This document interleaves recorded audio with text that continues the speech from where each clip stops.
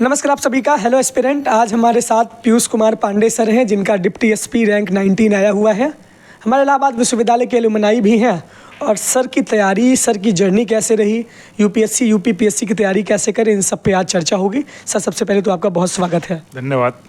Sir सबसे पहला सवाल ये है कि अभी यूपीपीसीएस का प्रीलिम्स आ रहा है 17। आपने जो भी आपने पढ़ा है उसका अधिक से अधिक रिवीजन करने की कोशिश करिए, क्योंकि रिवीजन अगर आप करे रहेंगे तो जो सिली मिस्टेक होती है, जो कन्फ्यूजन होते हैं, उससे आप बच जाएंगे। तो इस तरीके से आपके 5-6 क्वेश्चन सही होने के चांसेस होंगे। प्लस जो इधर का उसमें आप कोशिश करिए कि करंट पे फोकस करिए। और करंट को अच्छे से आप अगर करेंगे तो आपको पता होगा कि 150 प्रश्न जो आते हैं उसमें से 30 से 35 प्रश्न करंट अफेयर्स के होते हैं। तो करंट अफेयर्स पे आपकी अगर पकड़ अच्छी होगी तो आप करीब अगर 30 क्वेश्चन या 28 से 30 क्वेश्चन अगर आप कर लेते हैं तो मुझे लग रहा है एक आपको एज प्रदान करेगा। तो करंट अफेयर्स पे फोकस करिए। साइंस का वेटेज भी यहाँ पे जो आपकी जनरल साइंस होती है, फिजिक्स, केमिस्ट्री, जो बायोलॉजी होती है, उसका वेटेज काफ़ी ठीक ठाक होता है। तो मुझे लग रहा है उस पर भी फोकस करिए।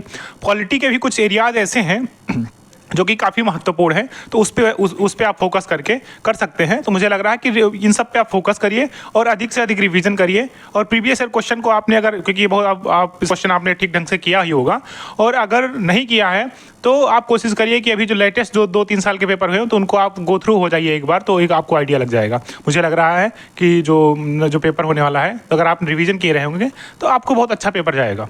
अच्छा सर, सबसे बड़ा सवाल ये है कि आपका मीडियम कौन सा था, हिंदी माध्यम के इंग्लिश माध्यम? जी, मेरा हिंदी मीडियम था सर। अच्छा, हिंदी माध्यम था आपका। सर जैसे कि आप इलाहाबाद विश्वविद्यालय के पूरा छात्र रहे हैं, आपने बीएससी किया है अपने एजुकेशन के बैकग्राउंड में, तो क्या ग्रेजुएशन के साथ साथ आपने सिविल के बारे में सोचा था? जी, मेरा जो सिविल का जो विचार था वो तो मतलब वही 10th 12th के आसपास ही था, क्योंकि मेरे पिताजी जो उत्तर प्रदेश होमगार्ड में हैं, तो वो उनकी ड्यूटी आमतौर पे जो सिविल सर जो एसडीएम होते थे, जो सीओ होते थे, या जो डिस्ट्रिक्ट मजिस्ट्रेट होते थे, तो उनके साथ आमतौर पर उनकी ड्यूटी रहती थी। तो उनसे बहुत ज़्यादा मुझे इंस्पिरेशन मिलती थी और उनसे जो मतलब उनकी जो कार्यशैली होती थी उसके विषय में जानने का मौका मिलता था। तो तभी से मैं 10th 12th के आसपास ही मैंने डिसाइड किया था कि मैं भी सिविल सर्विस में जाऊंगा। इसीलिए मैं जो आफ्टर 12th में इलाहाबाद विश्वविद्यालय में मैंने एडमिशन किया। बीएचयू या दिल्ली यूनिवर्सिटी भी जा सकता था, क्योंकि मेरा पीसीएम 94% बना हुआ था। तो आमतौर पर मेरा एडमिशन ठीक ठाक दिल्ली यूनिवर्सिटी में उस समय मार्क्स के बेस पर एडमिशन होता था, तो हो जाता। लेकिन मैंने इलाहाबाद विश्वविद्यालय इसलिए चुना क्योंकि तब उस समय मतलब ऐसा माना जाता था कि इलाहाबाद क्या है, सिविल सर्विस का एक हिसाब से केंद्र है। तो इसलिए मैंने ये तभी से मेरा मन बनाया था कि मुझे सिविल सर्विस में जाना है। तो ग्रेजुएशन के बाद मैंने फिर डिसाइड किया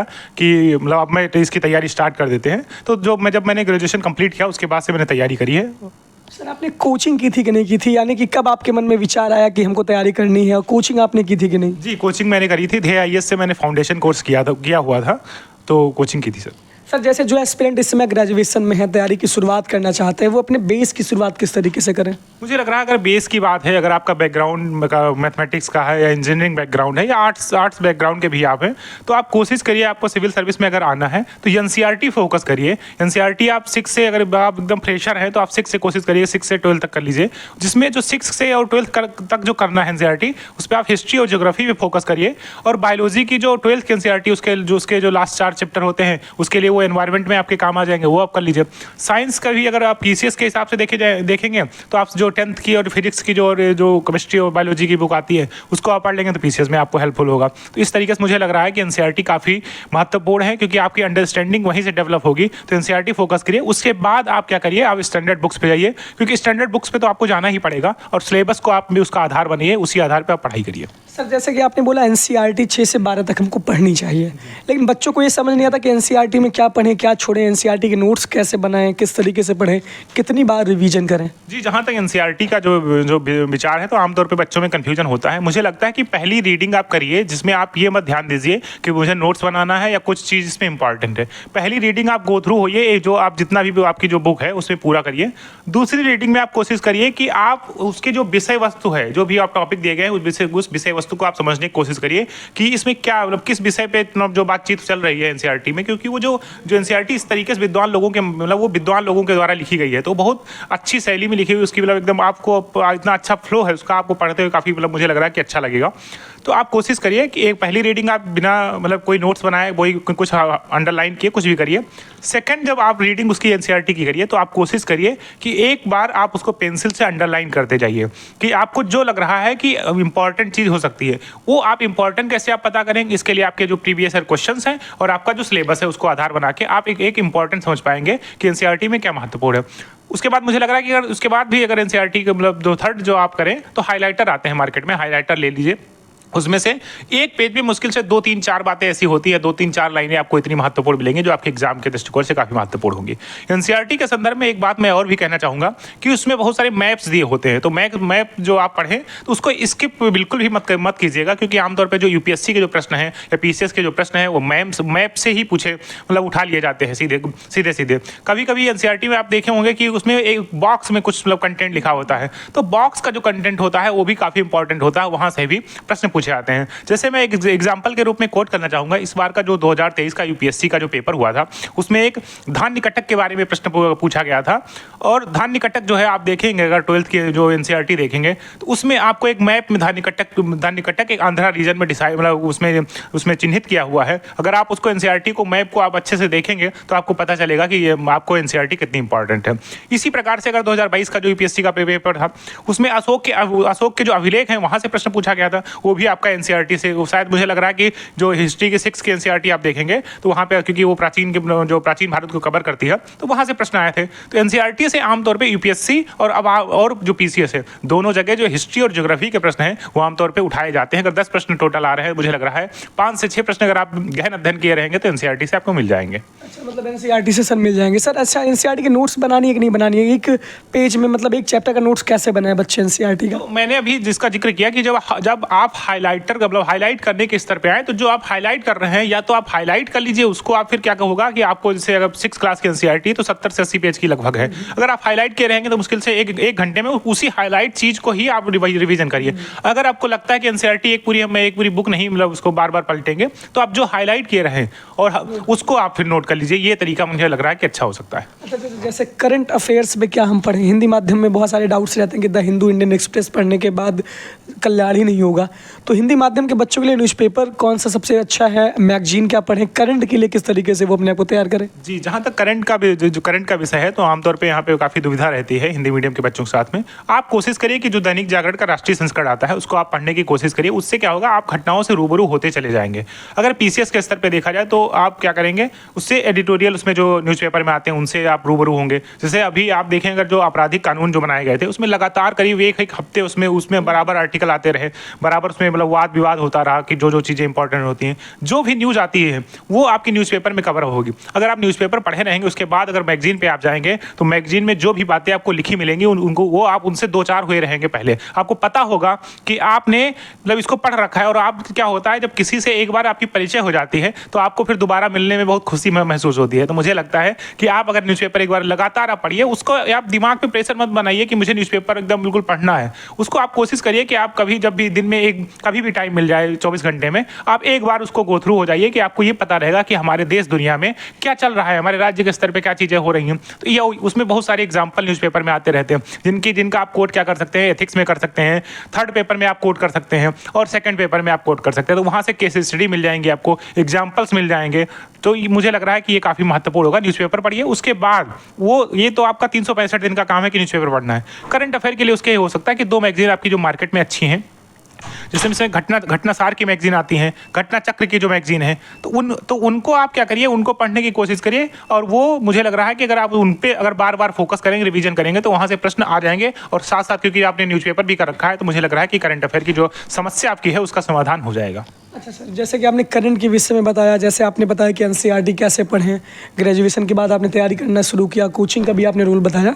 सर जो ऑनलाइन मटेरियल हैं, बहुत सारे bombardment of materials on YouTube और टेलीग्राम और अदर मतलब कई साइट्स पे, तो ऑनलाइन किस तरीके से बच्चे अपने मटेरियल को मतलब शॉर्ट लिस्ट करें? देखिए, यूट्यूब पे आज के समय में मतलब काफ़ी कंटेंट अवेलेबल है, लेकिन मैं यहाँ पे सजेस्ट ये करूँगा कि अगर आपको इनिशियल लगता है कि कोई भी आप 2-3 यूट्यूब अगर आपको लग रहा है कि यहाँ से कंटेंट अच्छा मिल रहा है तो 2-3 आप एक बार देखिए, 2-3 को उसको करीब 1 हफ्ते तक, 4 दिन तक, 5 दिन तक उनका कंटेंट बराबर देखिए। हाँ, तो उसके बाद क्या करिए, उसमें से आप कोई एक सेलेक्ट कर लीजिए जिसको आप करिए। एक जैसे द ओनली पीसीएस अभी यूट्यूब चैनल, जिसमें मैंने अभी कुछ क्लासेस भी उसमें ली हैं, मेरे उसमें जो टॉपर स्टॉक है उस पर पड़े हुए हैं। तो आप कोशिश अगर आप चाहें तो द ओनली पीसीएस एक यूट्यूब चैनल है, उसको आप सब्सक्राइब कर सकते हैं। उसमें पॉलिटी का प्रीवियस ईयर क्वेश्चन जितने भी हैं उन पर सारा बहुत डिटेल में एनालिसिस कराई गई, जिसको मैंने ही कराया है। तो उसको आप कोशिश कर सकते हैं। द ओनली पीसीएस जो टेलीग्राम चैनल है उसको आप ज्वाइन कर सकते हैं। तो इस तरीके से, या इसके अलावा मैं ये नहीं कह रहा हूँ कि आप उसी को करिए, आपको लग रहा है कि अगर वहाँ आपकी अगर जो आपकी जो ज़रूरत है वो पूरी हो जा रही है तो आप उसको उस पर आप बराबर कंटिन्यू उसको देखिए। और इसके अलावा अगर आपको लगता है कि कहीं और से भी अगर अच्छा कंटेंट है तो आप उसको भी ले लीजिए, लेकिन आप कोशिश करिए कि एक दो जो यूट्यूब चैनल हैं उन्हीं पर आप स्टिक रहिए। बार बार ये नहीं है कि आप 10 यूट्यूब चैनल से कंटेंट ले रहे हैं, क्योंकि फिर उसमें आपको दिक्कत होगी। कभी कोई कंटेंट कभी आपको किसी एक यूट्यूब चैनल का अच्छा लगेगा, कभी किसी दूसरे यूट्यूब चैनल का अच्छा लगेगा। तो मुझे लग रहा है कि आप स्टिक करिए, और ये जो द ओनली पीसेस जो यूट्यूब चैनल है इसको आप कोशिश करिए सब्सक्राइब करिए, और वहाँ पे पॉलिटी का प्रीवियस ईयर क्वेश्चन जितने भी हैं मैंने अभी 2-3 दिन में उनमें सारे कराए हैं, 3-4 वीडियो में आए हैं, तो उसको आप देख सकते हैं, बहुत अच्छा रहेगा आपके लिए। सर जैसे कि सवाल इस बात का है कि स्टैंडर्ड बुक पे कैसे आए, मतलब एनसीईआरटी हमने पढ़ी, नोट्स हमने एनसीईआरटी की बनाई, हमारा बेस क्लियर हुआ। लास्ट सवाल ये है, आखिरी सवाल आपसे है कि कौन कौन सी बच्चे स्टैंडर्ड बुक हिंदी माध्यम के लिए आप प्रेफर करना चाहेंगे? दो स्टैंडर्ड जो बुक हैं तो आपको पता होगा कि लक्ष्मीकांत के लिए मतलब पॉलिटी करनी, मैंने पहले देखो एनसीईआरटी की बात जो उसका जो महत्व है उसका मैंने बता दिया। मैं स्टैंडर्ड बुक की बात करता हूँ। पॉलिटी के लिए लक्ष्मीकांत जितने भी टॉपर्स हैं लगभग सभी ने पढ़ी है। मैंने भी उसको करीब 10 से 15 बार मुझे लग रहा है कि और इससे ज़्यादा भी पढ़ी होगी। मैंने 3 से 4 बार तो मैंने नोट्स केवल बनाए हैं लक्ष्मीकांत के, और पढ़ी उसकी रीडिंग है तो इससे मैं करीब 10-15 बार मैंने। मैं कोशिश करूंगा कि आप अगर the only PCS YouTube channel पे आप उसमें जुड़ते हैं, वहाँ जो टेलीग्राम चैनल जो है द ओनली पीसीएस का, उस पर हाँ, तो उस पर अगर आप जुड़ते हैं उसको ज्वाइन करते हैं तो मैं कोशिश करूंगा उसकी एक स्कैन कॉपी पीडीएफ बनवा करके मैं आपको टेलीग्राम चैनल पे प्रोवाइड करूं। तो और इस तरीके से दो जैसे आपके हाँ हिस्ट्री के लिए हुआ, हिस्ट्री के लिए स्पेक्ट्रम की बुक है, उसमें भी मैं नोट्स बनाने में मैं प्रेफर करता था कि आप, क्योंकि बार बार क्या होगा आप हो सकता है उसमें फिल्टर ना कर पाएँ, क्योंकि आप हाईलाइट करते हैं बार बार 3-4 बार बुक पढ़ते हैं, तो हो सकता है आपको बार बार थोड़ा दिक्कतें महसूस हो। तो एक दो बार कम से कम आप रीडिंग करिए, तीसरी बार कोशिश करिए उसमें का जो इंपॉर्टेंट है, और इंपॉर्टेंट आप कैसे बता करके वो प्रीवियस ईयर के क्वेश्चन और आपका सिलेबस बताएगा। तो इस आधार पर आप स्पेक्ट्रम को हिस्ट्री के लिए कर सकते हैं। जो एंशिएंट हिस्ट्री आपकी है उसके लिए रामशरण शर्मा जी की बुक है, इसी तरीके से मेडुअल के लिए आप भी उसके पढ़ सकते हैं। और इसमें एक बिपिन चंद्रा की भी बुक आती है आधुनिक भारत के लिए, वो भी वहाँ से भी काफ़ी प्रश्न उठाए जाते हैं। और एनवायरनमेंट के लिए आप शंकर आईएएस को पढ़ सकते हैं, या दृष्टि की बुक आती है उसको भी आप पढ़ सकते हैं। प्लस आप एनवायरनमेंट की जो सब मिनिस्ट्री ऑफ एनवायरनमेंट जो आपकी साइट है उससे भी आप समय समय पर आप उससे हेल्प ले सकते हैं। आपके जैसे आप जो आपकी जो अंतर्राष्ट्रीय स्तर पर जो भी कुछ समिति जो भी कुछ मतलब कॉन्फ्रेंस होते हैं उनसे आप कुछ सीख सकते हैं, उसमें आप नोट कर सकते हैं, जैसे COP28 हुआ था। तो ये ऐसी जो चीज़ें हैं आप, क्योंकि ये न्यूज़पेपर के माध्यम से आपको पता चल जाएगा कि क्या अंतर्राष्ट्रीय स्तर पर क्या एनवायरनमेंट के लिए कुछ काम किए जा रहे हैं, आमतौर पर वहीं से क्वेश्चन आते हैं। और आपको इधर आपका हिस्ट्री हो गया, एनवायरनमेंट हो गया, और आपका इकोनॉमी के लिए आप कोशिश करिए कि जो स्कीम्स हैं उनको पढ़िए, और जो बेसिक आपकी इकोनॉमी है उसके लिए आप एनसीईआरटी जो आपकी 10th और जो 9th और 10th की एनसीईआरटी उसको आप पढ़िए। तो मुझे लग रहा है कि ये आपके ज्योग्राफी के लिए आप एनसीईआरटी मैंने बताया, वैसे आप महेश बर्डवाल की बुक आती है उसको आप पढ़ सकते हैं स्टैंडर्ड में। वैसे सविंदर सिंह है, लेकिन सविंदर सिंह में क्या है बहुत एक्सप्लेन या डिटेल के रूप में लिखी गई, तो हो सकता है आप महेश बर्डवाल पढ़ेंगे तो आपके लिए मुझे लग रहा है कि आपकी हेल्पफुल होगी। चलिए सर, बहुत आप अपने अच्छी तरीके से बच्चों को बताया।